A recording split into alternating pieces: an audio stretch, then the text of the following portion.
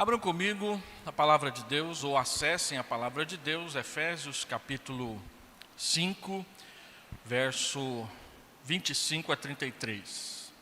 Efésios capítulo 5, verso 25 a 33.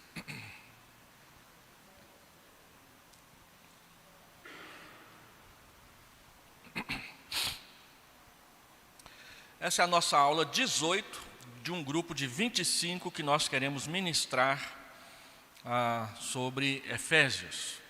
O nosso tema é o Deus da igreja e a igreja de Deus.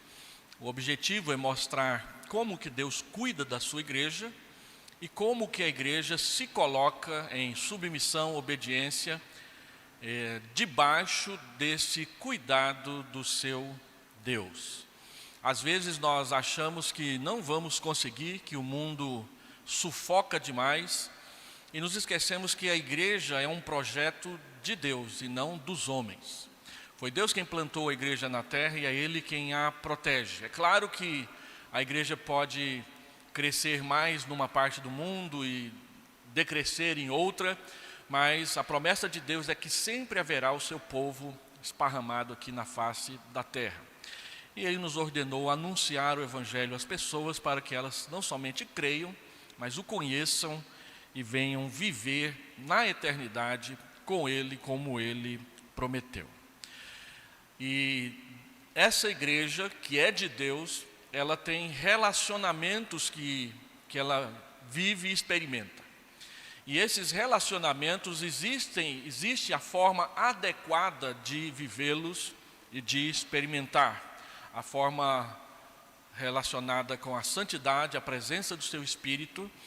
E quando então nós falamos de maridos, esposas, filhos, pais, patrões, empregados, nós queremos mostrar o que Deus revelou na sua palavra como princípio e como orientação para a nossa conduta na sociedade no meio da qual nós estamos vivendo. Na última oportunidade, nós exploramos esse mesmo texto mostrando o que Deus ensina e o que Ele espera das mulheres casadas dentro da sua igreja. Hoje nós vamos gastar um tempo com os maridos. Os maridos tiraram proveito do feriado e deram uma sumida, né? Mas não tem importância não, vai ficar lá no canal, eles assistem depois, não é?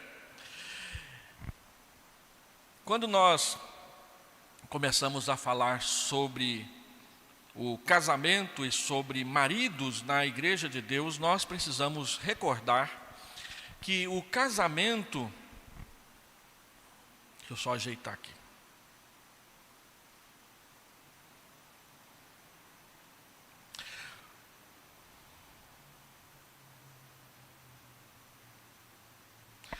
O casamento, ele ilustra o relacionamento entre Cristo e a sua igreja. É propósito de Deus que quando as pessoas olharem para casais cristãos, eles vejam na convivência, no relacionamento, na instituição do casamento, um exemplo de como é Deus e como Ele se relaciona com a igreja que Ele salvou, pagando o preço do seu próprio sangue. Também, por isso, quando nós falamos para mulheres e quando nós falamos para homens jovens, mulheres jovens a respeito do casamento, e quando você foi chamado a tomar a decisão de se unir a uma mulher e se casar com ela, a Bíblia mostra que essa deve ser uma decisão amadurecida e não uma aventura para experimentar e depois ver se vai dar certo. A Bíblia diz que casamento é para toda a vida, não é para experimentar e depois trocar. Portanto, quando nós falamos que o casamento é uma decisão amadurecida, isso vai exigir de nós amor abnegado, um amor que esteja disposto a enfrentar o sacrifício, estabilidade emocional. Não tem como você conduzir um casamento e se comportar ainda como um adolescente que hoje quer uma coisa, amanhã quer outra, ou que enfatiza demais ou dá atenção demais a uma etapa e ignora outra.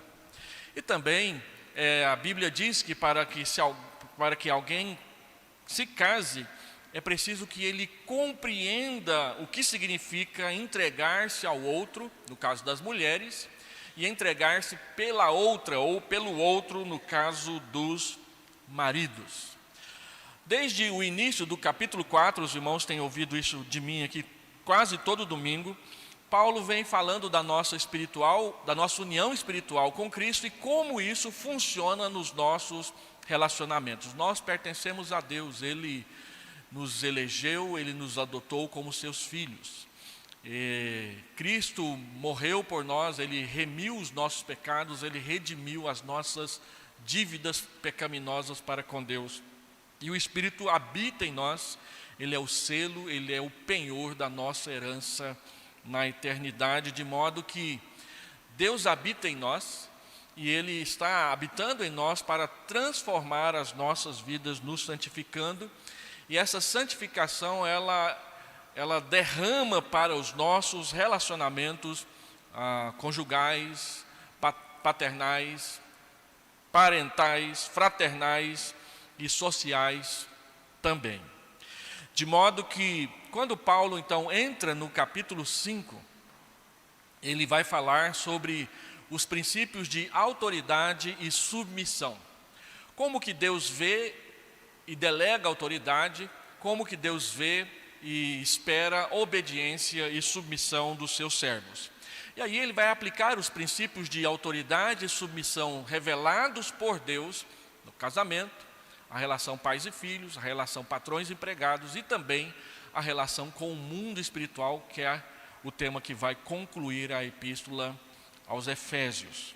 E ao falar sobre isso, Paulo sempre fala de quem deve ser submisso primeiro e de quem deve exercer a autoridade depois. Então ele fala das mulheres primeiro, dos filhos primeiro, dos servos primeiro. Depois ele fala de quem vai exercer a autoridade, dos maridos, dos pais e dos senhores ou dos patrões. Tudo é visto a partir de Cristo na nossa vida. Então, Paulo vai dizer que o comportamento adequado dos cristãos é aquele que dignifica o evangelho da graça, viver de modo digno da vocação a que for chamados, capítulo 4, versículo 1, e que nós devemos aprender a nos sujeitar uns aos outros no temor de Cristo, demonstrando que somos homens e mulheres cheios do Espírito Santo, aprendendo a ser submissos uns aos outros, a sujeitar-se uns aos outros, então especialmente a Deus, porque no temor de Cristo é que nós aprenderemos a nos submeter uns aos outros e também exercer autoridade uns sobre os outros, onde debaixo do temor de Cristo, cada qual vai saber a autoridade possui, a autoridade que nós possuímos de marido, de pais, de senhores, ela vem de Deus, e a submissão que praticamos, ela é a Cristo, por causa de Cristo e em Cristo em todo momento. Tudo na vida cristã deve ser visto e feito a partir do nosso relacionamento redentor e santificador com o nosso Salvador Jesus Cristo. Os cristãos devem se submeter uns aos outros, conforme diz o verso 22 do capítulo 5, no temor de Cristo.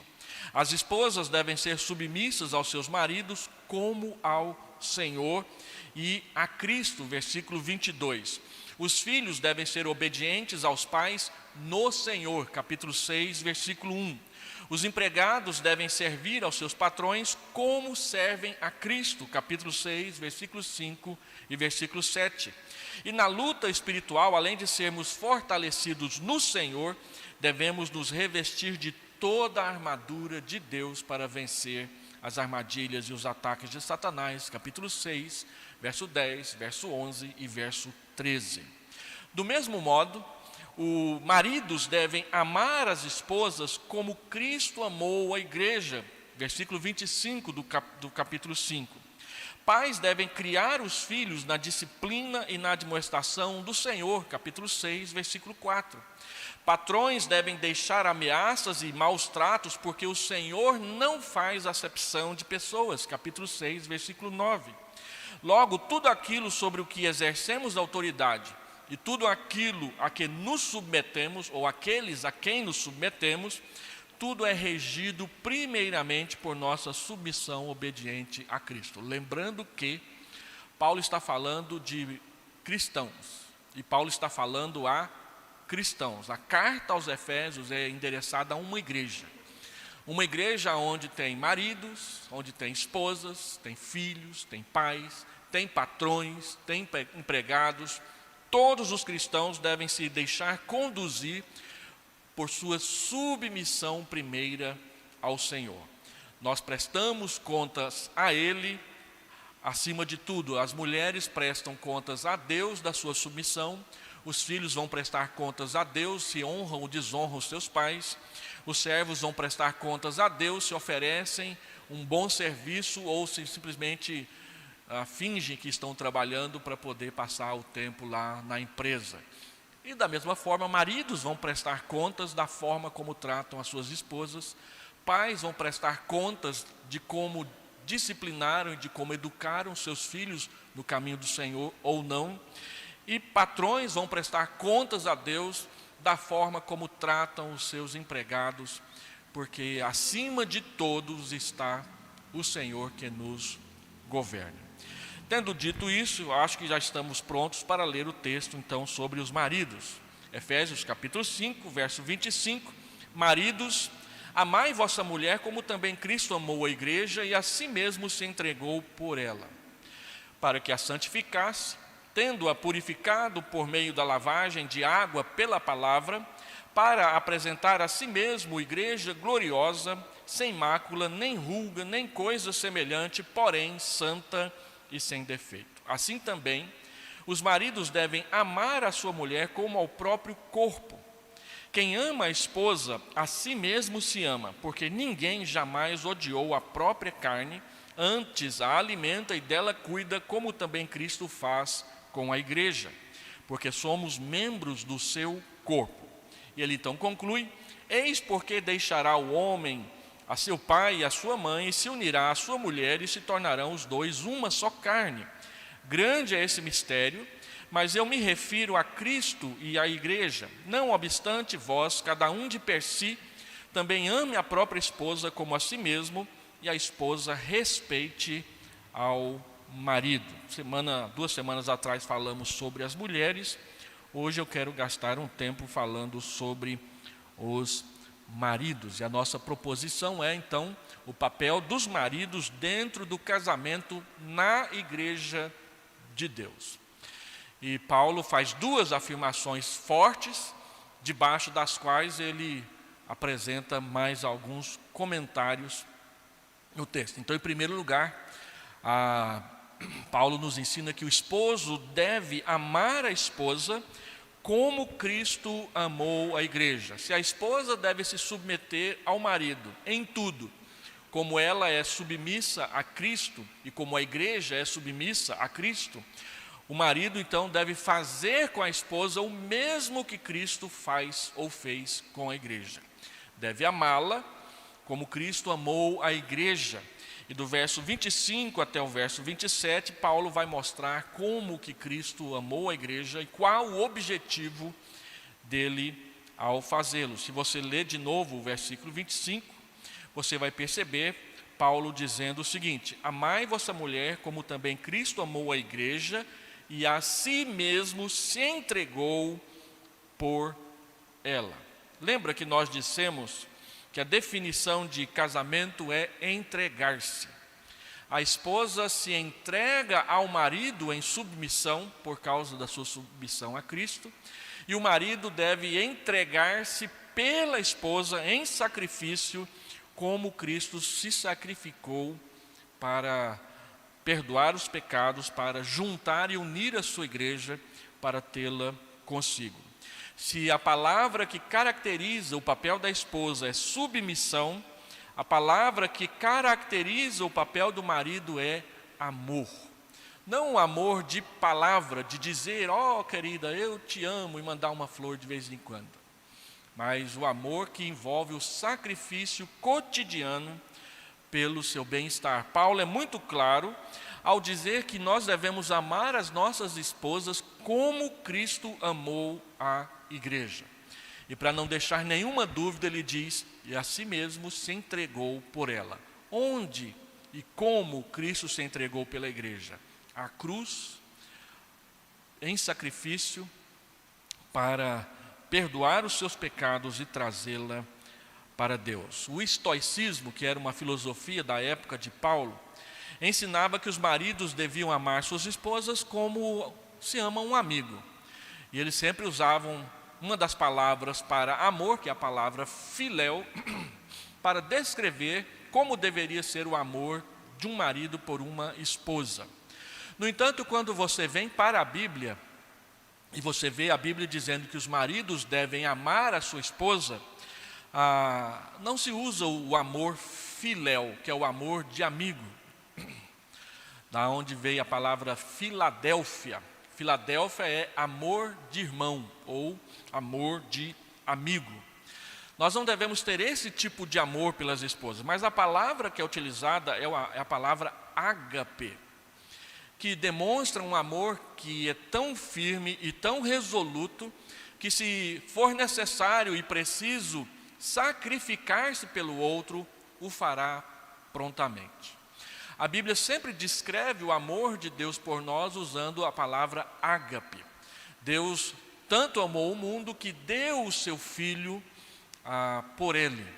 Porque Deus amou o mundo de tal maneira que deu o seu Filho para que todo o que nele crê não pereça, mas tenha a vida eterna. Deus prova, Romanos 5,8, o seu próprio amor para conosco pelo fato de ter Cristo morrido por nós, sendo nós ainda pecadores. Cristo morreu por nós, não depois que a gente tinha virado pessoas melhores, mas antes mesmo, quando nós nem sequer queríamos conhecê-lo e amá-lo, ele se entregou por nós. Então Cristo se entregou pela sua igreja numa cruz, em sacrifício público, para que o seu amor ficasse comprovado claramente por ela.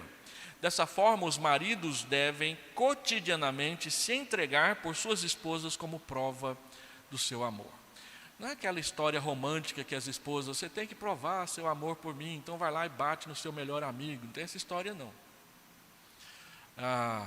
É no dia a dia. Pedro vai dizer em 1 Pedro 3,7 que os maridos devem viver a vida comum do lar com discernimento. A vida comum do lar é a vida do dia a dia no casamento, das coisas que se faz no banheiro, das coisas que se fazem na cozinha, das coisas que se fazem na sala, das coisas que se fazem no quarto.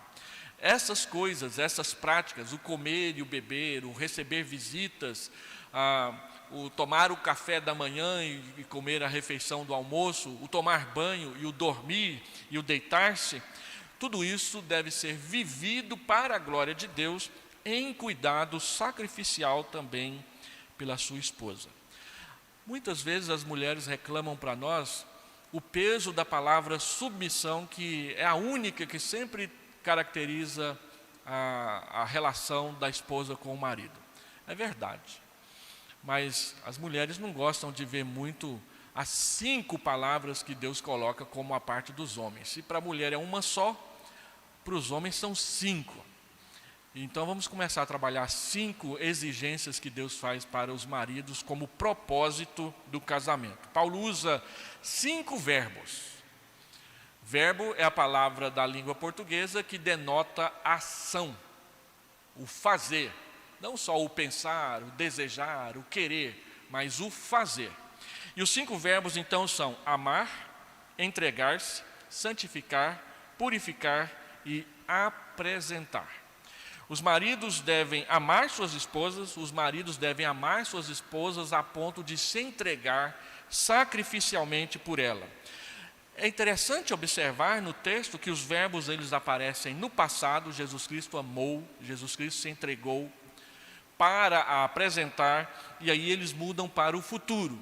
Ele ama e se entrega com o objetivo claro, que são os 3 últimos verbos que aparecem aí no texto. Ele começa falando do passado e ele termina falando do futuro, onde esse casamento deve nos levar. Cristo amou a igreja e se entregou por ela para santificá-la, purificá-la, a fim de, no futuro, apresentá-la a si mesmo gloriosa, sem mancha, sem mácula e sem defeito. O que isso quer dizer?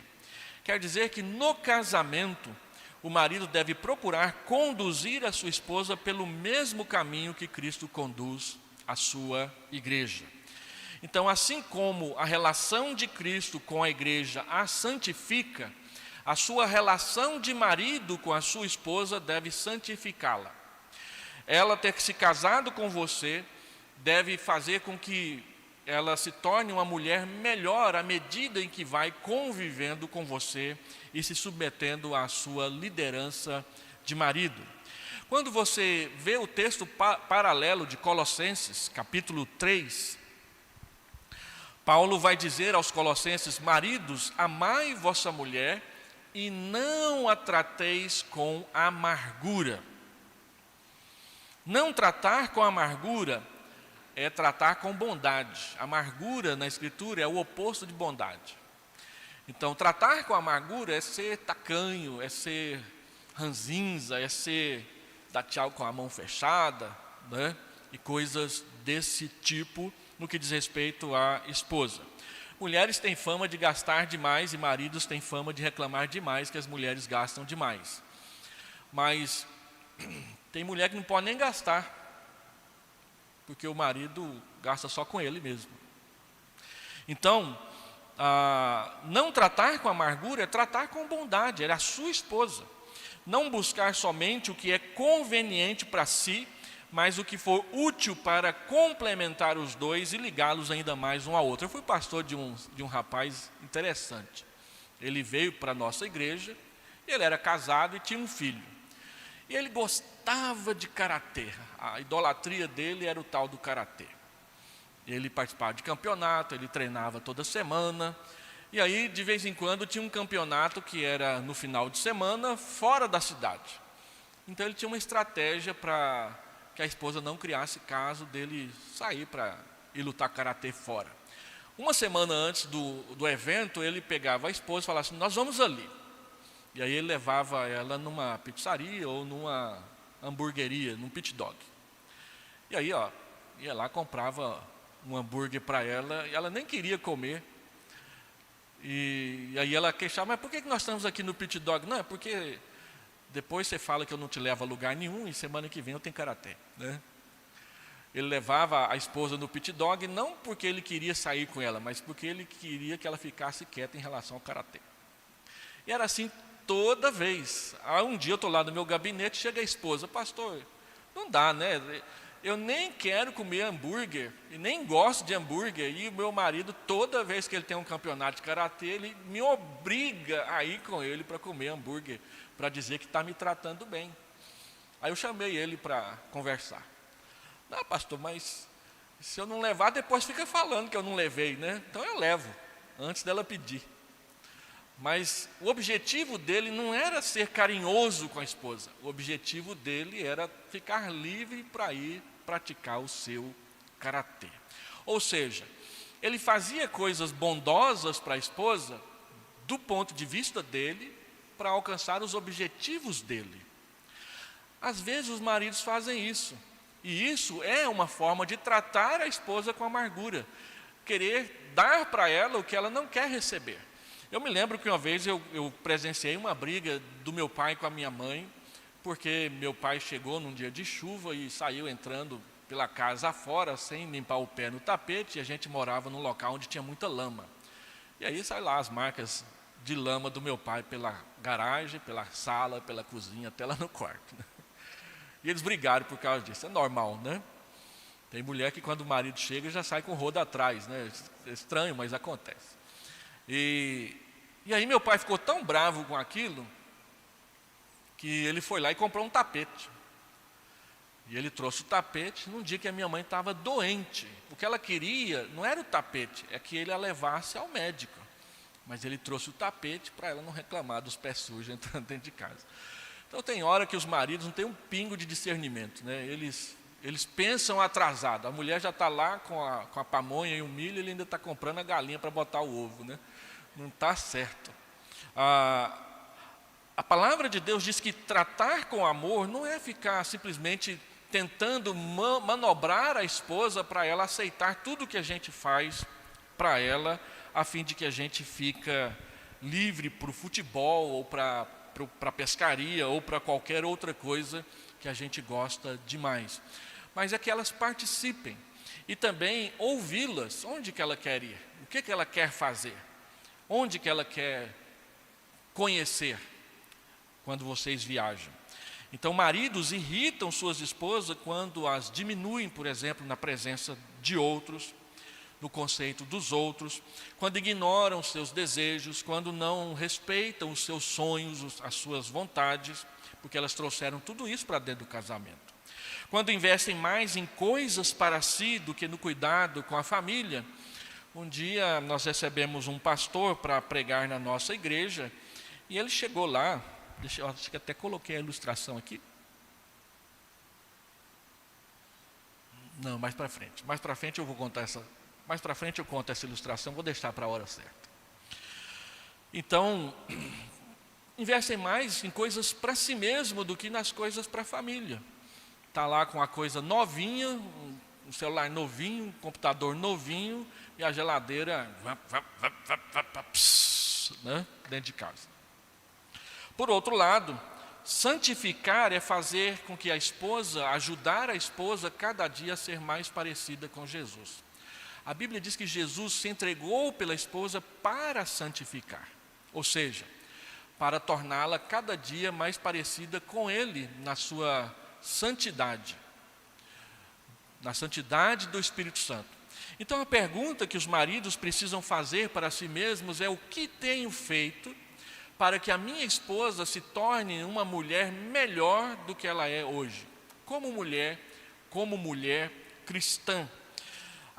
Dar oportunidade para que as mulheres sirvam a Deus, mas desimpedidamente. Muitas mulheres gostariam de servir mais a Deus na igreja, mas o principal empecilho para isso é o maridão.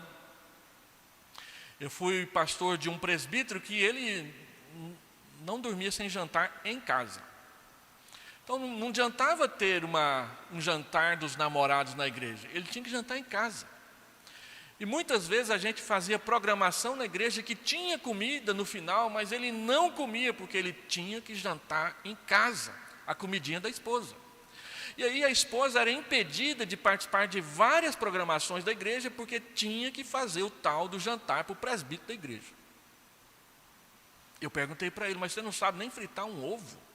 Você não sabe nem coar um café? Não, eu casei para isso. E era o presbítero da igreja.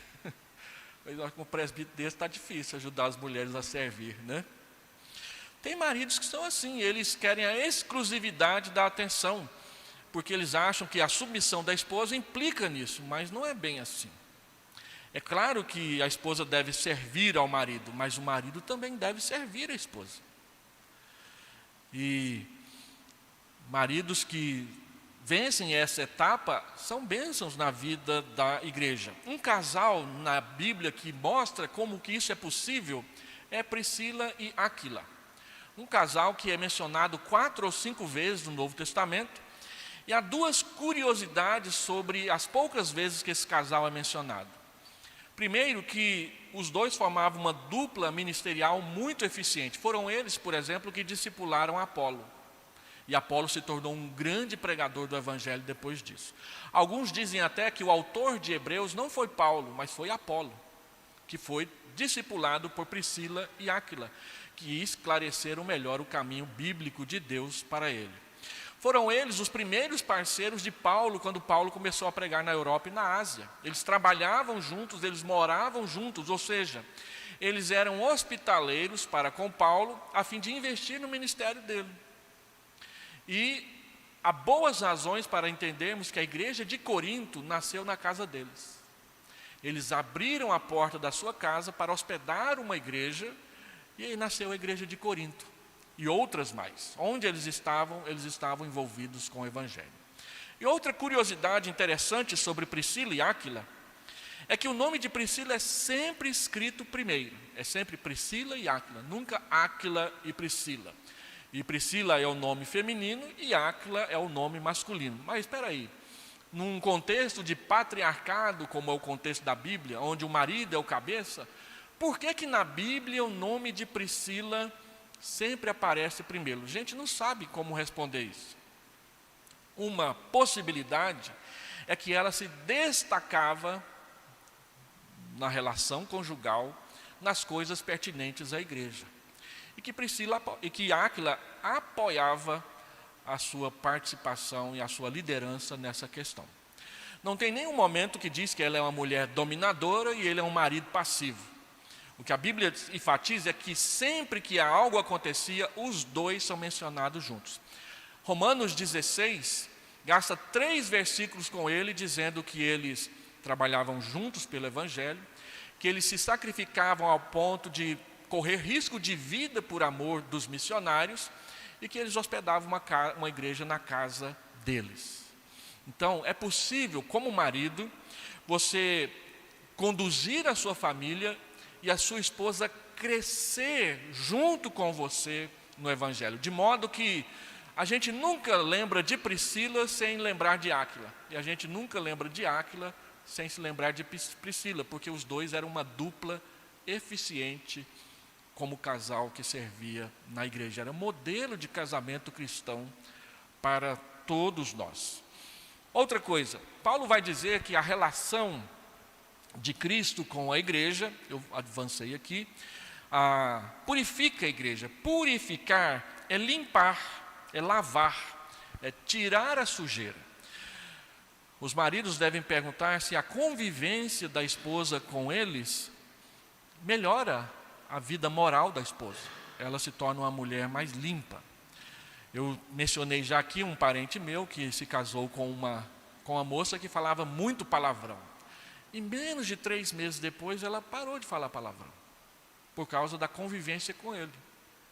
Ele não gostava, e aí ele foi trabalhando com ela para que ela parasse com isso. E ela parou 3 meses depois, porque ela gostava dele e porque ele gostava dela. Então, a convivência com você tem feito a sua esposa uma mulher melhor, mais limpa, menos pecadora?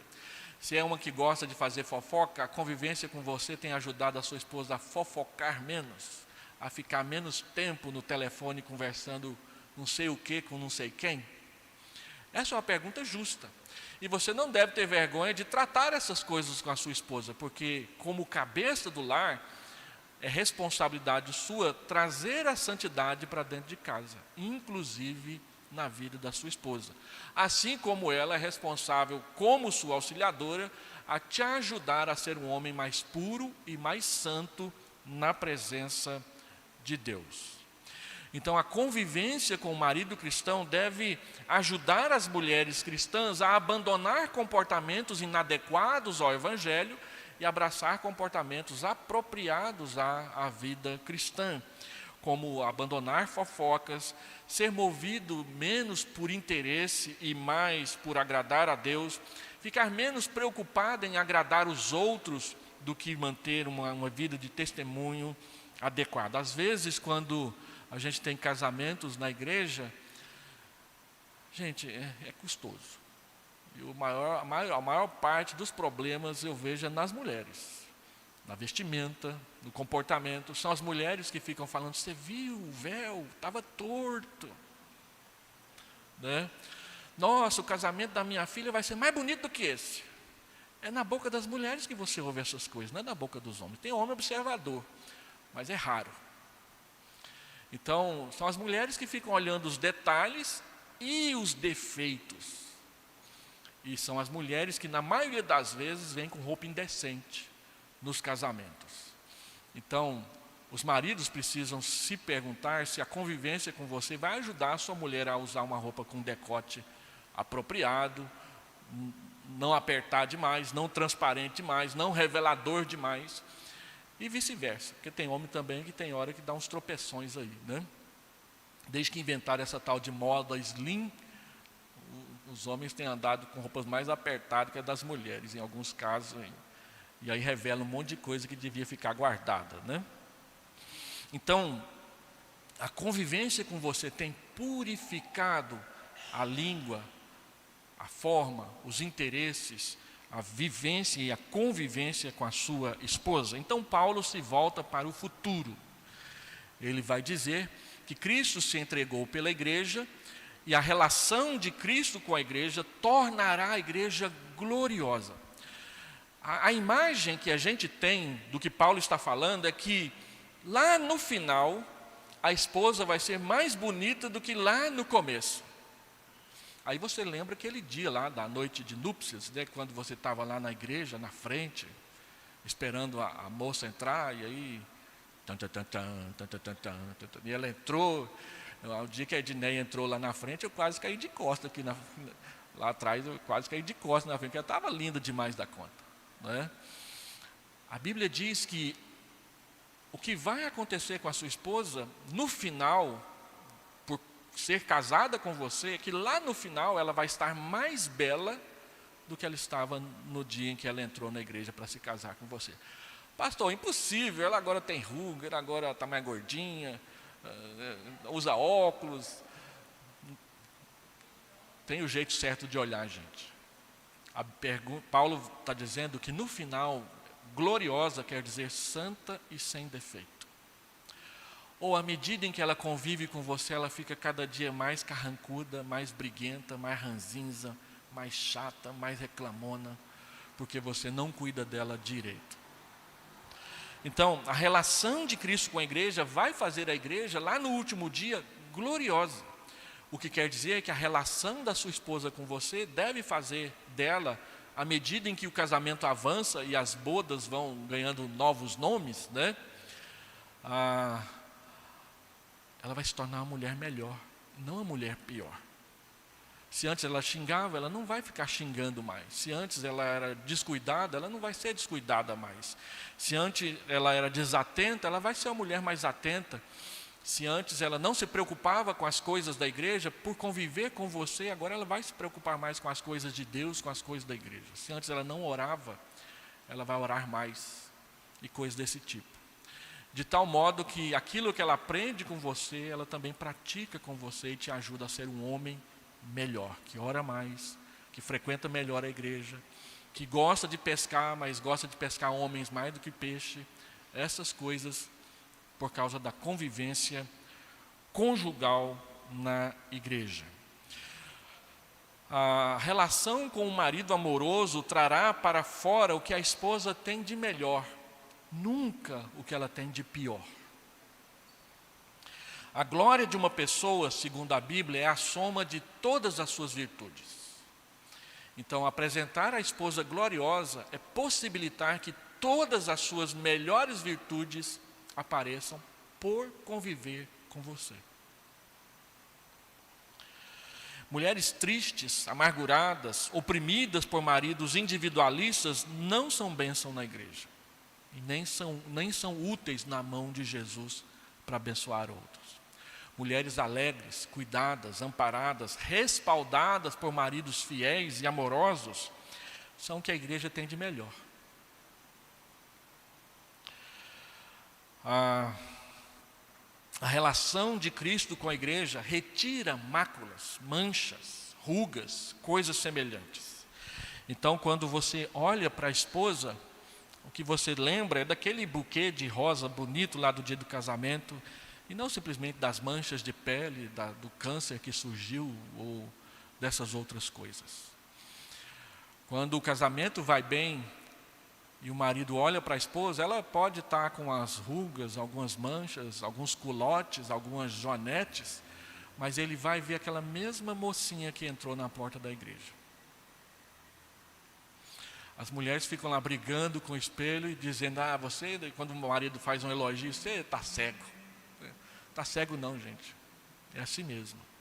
A experiência que a gente tem com casais que dão certo é que os maridos, quando olham para suas esposas enrugadas e tudo mais, eles continuam vendo aquela mocinha maravilhosa do dia que casou com ela. Porque lá no último dia, quando Jesus Cristo voltar, ela vai estar muito melhor do que aquele dia. Então nós estamos indo naquela direção. O que vem depois é melhor do que aquilo que começou lá atrás. máculas e rugas são os sinais da idade e do cansaço na vida de alguém. Mulheres cansadas e desanimadas envelhecem muito rápido. A gente conhece irmãs aí que têm 50 anos, mas parece que tem 80. Por causa do tipo de relacionamento que vivem com alguns maridos cruéis.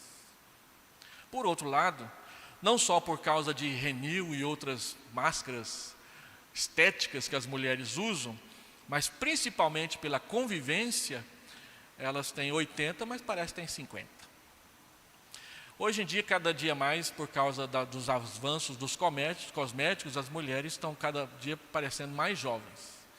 Mas tem mulher que parece jovem no rosto, mas o peso da idade está batendo firme lá atrás. Então, não adianta muito você estar com a aparência bonita, mas estar com o mesmo cansaço da idade nas costas. Quando o casamento vai bem, o peso do cansaço da idade diminui. Por causa da convivência, por causa do tratamento, por causa do amor, que sempre renova e rejuvenesce o nosso coração. Agora estou vivendo a experiência de ser avô. A minha reclamação é que o negócio passa rápido demais. E a Clarice vai lá para casa constantemente.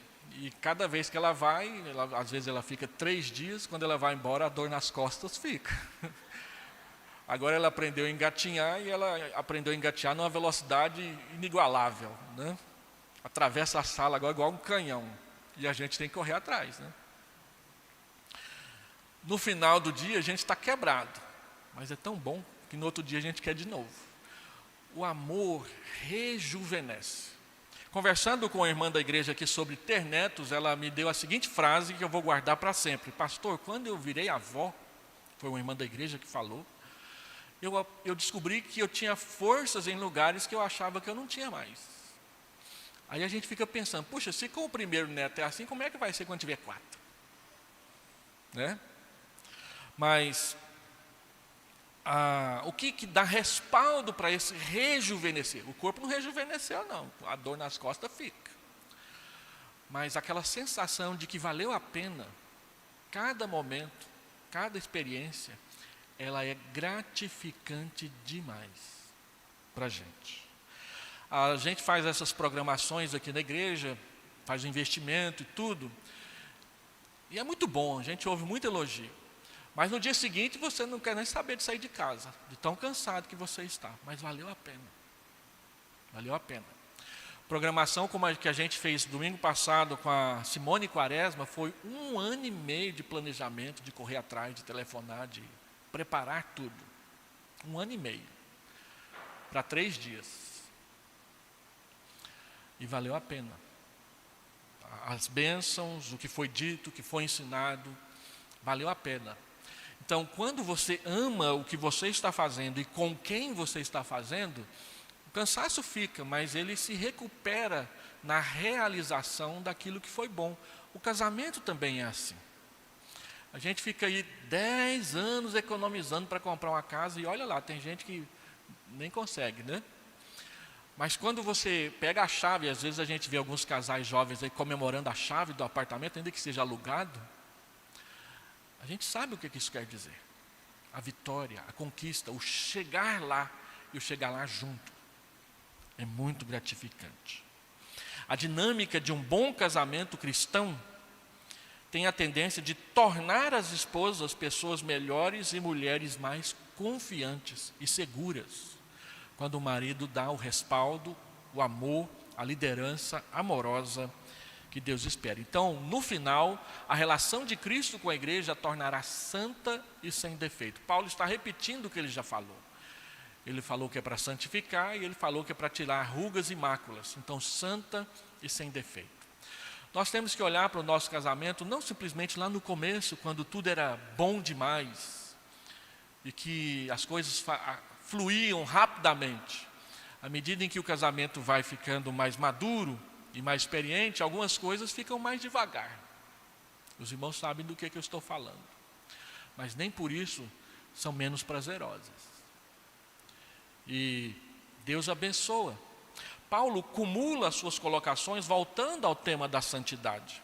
À medida em que os casamentos envelhecem e vão acumulando as suas bodas, vão ganhando mais valor e mais testemunho perante os demais casais, e isso fortalece as famílias da igreja.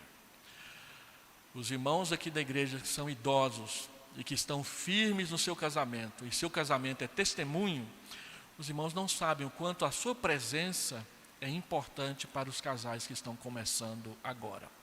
Olhar para o seu William, dona Nancy, para a dona Erite, seu evangelista. Olhar para todos os irmãos aqui que estão com os cabelos brancos e as rugas no rosto. E lembrar de cada etapa. Os irmãos não sabem o quanto que isso é base, é raiz, é fundamento para o Pedro e a Fernanda, para a Ana Paula e o Thales, que estão começando agora.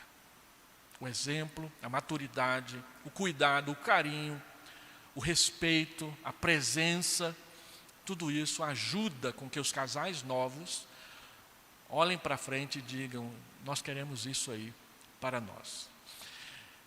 Quando Edné e eu casamos lá em 1991, dia 12 de janeiro, nós convidamos um casal que era muito especial para nós, para ser nossas testemunhas. Lembrando que na Igreja Presbiteriana do Brasil não tem padrinho nem madrinha, é testemunha, né? E aí nós convidamos o seu Rafael e dona Maria.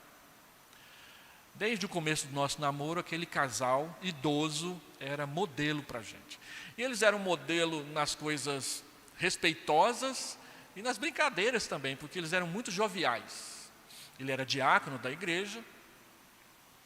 Seus 3 filhos eram líderes na igreja, um deles é pastor e os outros 2, um é presbítero e o outro é diácono. Um é pastor na mesma igreja que o outro é presbítero e o outro é diácono em uma outra igreja. Eles sempre andavam de mãos dadas, iam para a igreja de mãos dadas, voltavam para casa de mãos dadas, velhinhos. Os filhos diziam que até hoje eles tomam banho juntos, pastor, desde o primeiro do casamento até hoje, tomam banho juntos. Tem casal aí que nem consegue mais olhar um para o outro, né? Eles beijavam na boca e estavam nem aí. Um dia a gente estava num retiro, naquela época que a gente podia ir na carroceria do caminhão, aí juntou lá 100 pessoas na carroceria do caminhão, e o casalzinho lá junto. Aí alguém teve a ideia de distribuir umas balinhas, umas jujubas com sabor de cereja, que era a nossa preferida, né? E aí ele pegou lá, pôs na boca, virou para ela, no meio de todo mundo, falou assim, vem buscar, o velhinho. E ela, o que você está fazendo, meu velho? Não, vem buscar a cerejinha na boca dele, né? Então nós os convidamos para serem testemunhas do nosso casamento, por causa do respeito, do carinho e do modelo que eles eram para nós. Ele se apaixonou por ela quando ela não era crente, mas ele não queria casar com ela sem ela ser membro da igreja. E aí o pai dela não gostava de crente e não deixava ele namorar com ela de jeito nenhum. Ele disse que esperou 10 anos para casar com ela. Quando ele casou com ela, ela era crente, a mãe dela era crente, o pai dela era crente, membros da igreja que ele frequentava. Ele discipulou o sogro, pregou o evangelho, falou de Jesus para ganhar permissão para se casar com ela. Criou os filhos na igreja, desde o departamento infantil até o presbiterato. E não era aquele pessoal que conhecia a Bíblia demais, assim, para ir lá na frente. Ele nunca vi ele pregando na igreja. Ele simplesmente era um homem fiel. E um dia eu fui perguntar para ele como é que ele conseguia, ele virou para mim e falou assim, olha pastor, quer dizer, na época eu era só seminarista. Eu creio que o casal nasceu para ser feliz. E é isso que eu faço para minha esposa. Eu procuro fazê-la feliz. Usando os princípios bíblicos para isso, né? Então, casais firmes são a base e a fortaleza da igreja. Famílias firmes são o que a igreja tem de melhor para oferecer para o mundo. Assim também deve ser a relação do marido para com a sua mulher. Pois falando em termos bíblicos, é isso que quer dizer eu te amo. Eu me entrego por você, eu me sacrifico por você. Eu quero fazer o melhor para que você seja uma mulher melhor. O agir santificador de Cristo na igreja a tornará gloriosa no final, sem mácula, sem ruga, sem defeito. A igreja será tudo o que Deus quer que ela seja e ela se apresentará a Ele radiante, como uma noiva o faz naquele vestido branco no dia de casamento, pronta, pura, limpa, maravilhosa, para viver a eternidade com o seu Salvador. Então, marido, pare de ficar procurando defeito na sua esposa para justificar o que você faz. Procure encontrar nela o que ela tem de melhor e investir para que ela seja uma mulher melhor, para que ela seja uma esposa melhor. Ajudem-nas a serem mulheres melhores do que elas são hoje. Usem a Bíblia para fazer isso com elas. Para usar a Bíblia, você vai ter que ler a Bíblia. Então, a sua esposa vai precisar encontrar você lendo a Bíblia em algum momento lá na sua casa, se ela não encontra hoje. Ao contrário do que praticamos hoje, o casamento deverá ter a maior glória não no dia das núpcias. É triste e é um sofrimento ver os jovens casais organizando o seu casamento. Pastor, como é caro! Eu não quero fazer o casamento aqui na igreja de Vila Nova não, porque é difícil enfeitar o templo. Quem disse que precisa enfeitar o templo? Vocês já leram no manual de liturgia da igreja como que é a liturgia de um casamento presbiteriano? Tem nada a ver com isso esse show que a gente vê acontecendo cada vez que tem casamento. Lá no manual de liturgia diz assim: acontecendo o culto, o pastor perguntará: quem é o casal que quer se oferecer em casamento nessa noite? E aí eles vêm. E aí faz a troca lá dos votos e o pastor pergunta: tem algum sinal? Eles apresentam as alianças, trocam as alianças, abençoam a aliança, casou. Não tem enfeite, não tem rosa, não tem vestido, não tem nada disso. Então, quando você vê no manual da igreja, o casamento é a coisa mais simples e barata do mundo. A gente é que quer mostrar para os outros, e aí coloca aqueles negócios aqui, aquela coiseira toda, que é caro, muito caro. Mas eles gostam. Só que muitos gastam tudo o que tem, o que não tem, o que vão ter no casamento, na festa de casamento. Ficam aí 6 anos pagando o casamento. Quando eles vêm no gabinete perguntar qual o conselho que a gente dá, o conselho que a gente dá é só um. Ninguém nunca ouve, mas a gente dá a si mesmo. Gaste menos com a cerimônia. Gaste mais com a lua de mel. Gaste mais com a lua de mel. Em vez de ir para Caldas Novas, vai para Campos do Jordão. Gaste menos, coloque menos flor, veste menos roupa. Faz um convite mais simples. Gaste mais com vocês. Não para mostrar. Sabe por quê, meus irmãos? Porque a filmagem, as fotografias, são a primeira coisa que é destruída quando tem aquela briga feia. Um parente meu casou, e a gente ia visitar, aí ele veio mostrar a foto do casamento, só tinha da esposa. A esposa sozinha, a esposa com o pai, a esposa com o padre, a esposa com mais não sei quem. Falei, cadê o marido? E ela não falava nada. Um dia ela me contou. Não, quando a gente teve a primeira briga, eu fui lá e rasguei tudo. Especialmente as que ele estava. Rasgou todas as fotos que o marido estava. Que dinheiro jogado fora, meu Deus do céu. Nós filmamos o nosso casamento. Eu pedi para meu pai filmar. Meu pai gostava, ele foi lá e filmou. Economizamos isso aí. Aí, quando a gente casou, um mês depois, um ladrão entrou lá em casa. Sabe o que o cara roubou? A fita do casamento. O que o cara que tinha com a fita do casamento? Não tem meu casamento porque o ladrão roubou. Então a gente gasta o mundo e o fundo com essas coisas, e elas são as primeiras que se perdem. Quando tem briga, quando tem crise, quando tem dificuldade, quando o divórcio vem. Mas se a gente investe no relacionamento mais do que em coisas, a gente colhe mais. Só que não entra na cabeça. E não entra especialmente na cabeça das mulheres, porque essa festa toda aqui, é elas que brigam para ter. Não precisa. Se puder fazer, faça. Mas Não fique se endividando por conta disso. Instrua seus filhos a fazer isso. Não se endivide também por causa dessas coisas. Mostra o que é mais importante. Porque lá no final, que a esposa vai estar gloriosa. Ah, pastor, mas lá no final eu já vou estar careca, com óculos, com pelanca, mas não sei o quê. Não tem problema. No dia que Jesus Cristo voltar, vai tudo embora. E a Bíblia diz que nós vamos estar no melhor que Ele preparou para a gente.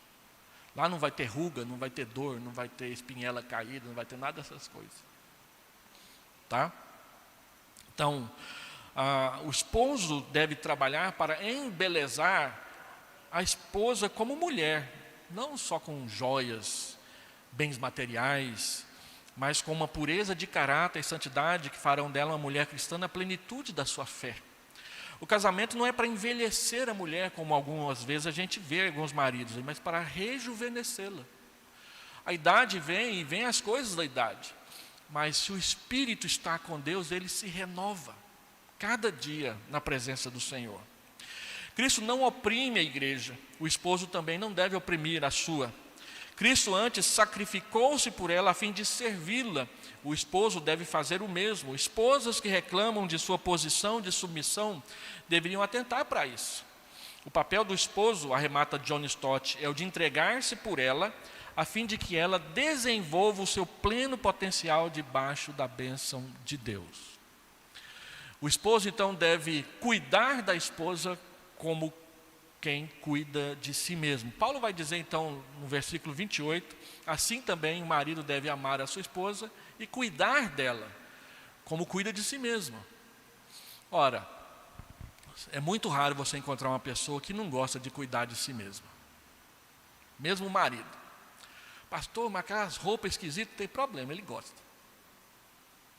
Pode até ser cafona, mas não é a moda que determina as coisas mesmo. Pelo menos não deveria ser, né?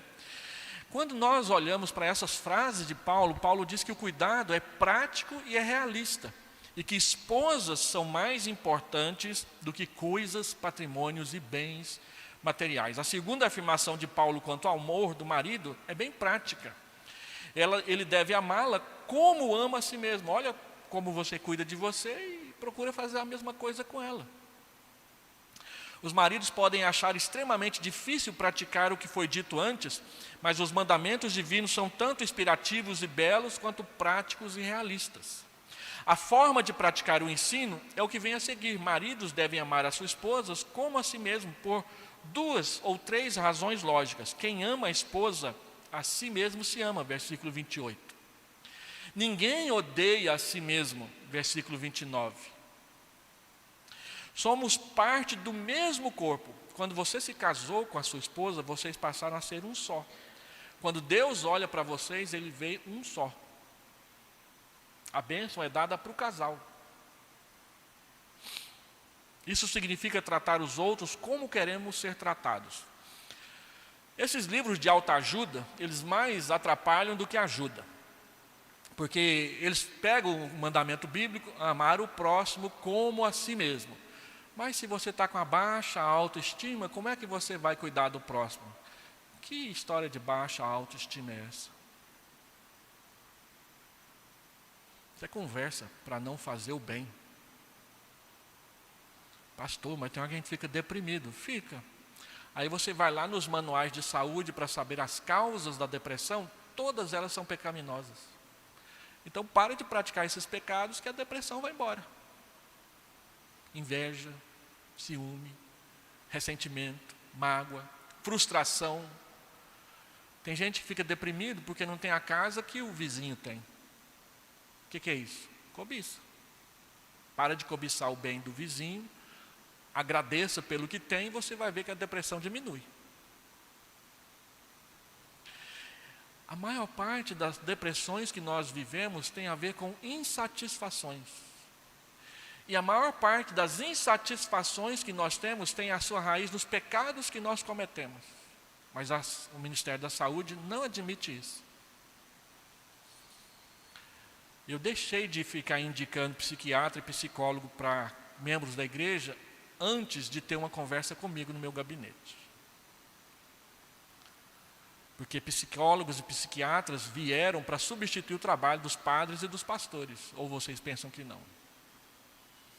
Só que para eles a gente paga caro. O pastor, quem paga o salário é a igreja. E aí, muitos problemas conjugais acontecem por causa de pecados que a gente fica nutrindo no coração. Desrespeito, insubmissão, falta de carinho, falta de amor, falta de atenção do marido para com a esposa, da esposa para com o marido. Então, maridos muitas vezes fazem igual esse Fiat 147 aqui. Eu vou pegar esse exemplo porque eu vi. Como eu estava dizendo, um pastor veio pregar na nossa igreja e ele tinha um Fiat 147 dessa cor aí, era esse modelo aí. Parou lá na porta da igreja. Esse é o Uno, né? É o Uno, melhor. É o Uno mesmo. E aí, a Fiat 147 é do passado, né? Nem sobe ladeira. Mas ele tinha um Uno desse aí, esse modelo aí. Parou na porta da igreja, saiu do carro brilhando com aquela cera de carnaúba, limpinho, cheiroso, com aquele purificador de ar dentro do carro. Beleza. E a esposa descabelada com o vestido velho.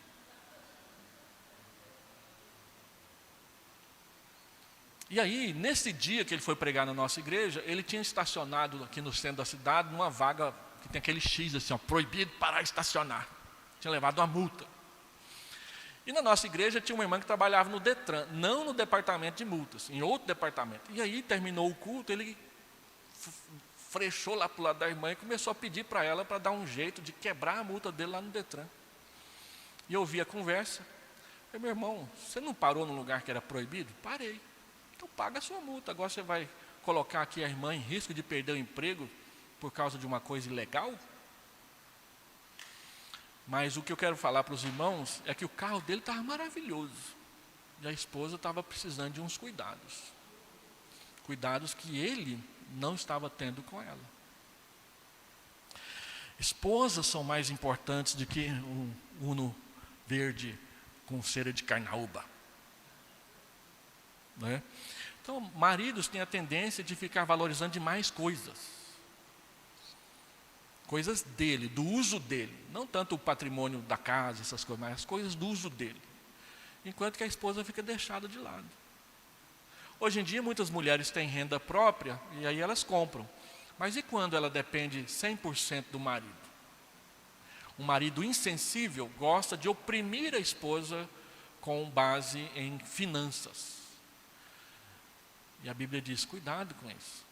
A gente pode ser pobre, mas a gente precisa ser cuidadoso.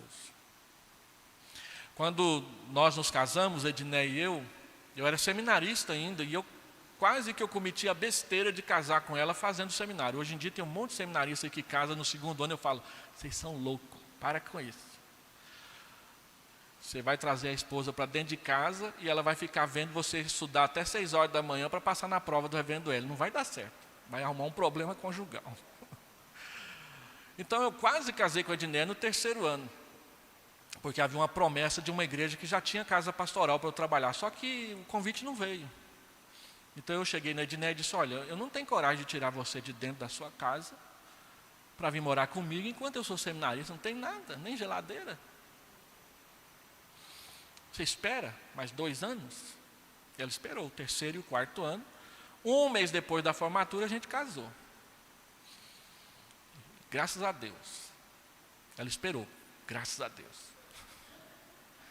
Né? Então, deixa eu fazer aqui algumas conclusões e aplicações. O versículo 30 a 33 é aquela conclusão que nós fizemos semana passada.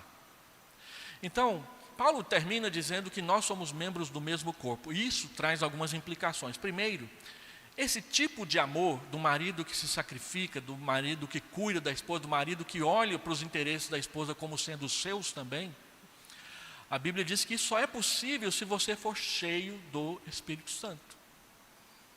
Capítulo 5, verso 18 a 21. Somente maridos cheios do Espírito Santo vão aprender a se sacrificar pela sua esposa, senão não consegue.